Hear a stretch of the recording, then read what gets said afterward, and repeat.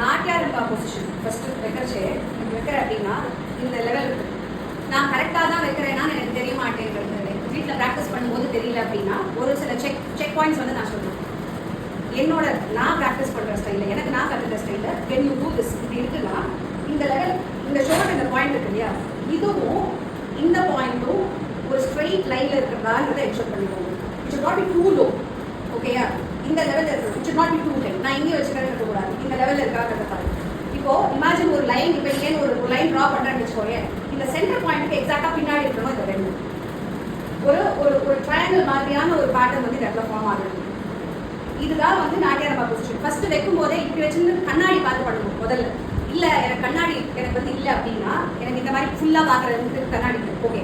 நீ திரும்பி பாரு, இங்கேருந்து ஒரு சைடாக ப்ராக்டிஸ் பண்ணணும். எடுத்துல ரெண்டு சைடு ப்ராக்டிஸ் பண்ணணும். Until that becomes your muscle memory. இங்கேருந்து கை ஃபர்ஸ்ட் ஒரு கை எடுத்துட்டு போறியா, முதல்ல சரியாக வச்சுக்கிறியா பாரு. இந்த பாயிண்ட்டே நீங்கள் அந்த லைன் கரெக்டாக வருதா, ரொம்ப தூக்கிருக்கியா, ரொம்ப இறக்கிருக்கியா, அண்ட் இந்த பாயிண்ட்டை வச்சு கரெக்டாக வரும்போது உனக்கு ஒரு ஃபீல் இருக்கும்ல பாடியில், அதை ரெஜிஸ்டர் பண்ணணும் ஃபர்ஸ்ட். அப்படின்னா நீ அடுத்தது பார்க்காம வைக்கும்போது you are getting the same feel. ஒரு பாயிண்ட்ல அது மசில் மெமரியாக ஸ்டோர் ஆகிடும். அதுக்கப்புறம் நீ பார்த்தாலும் பார்க்கலனாலும்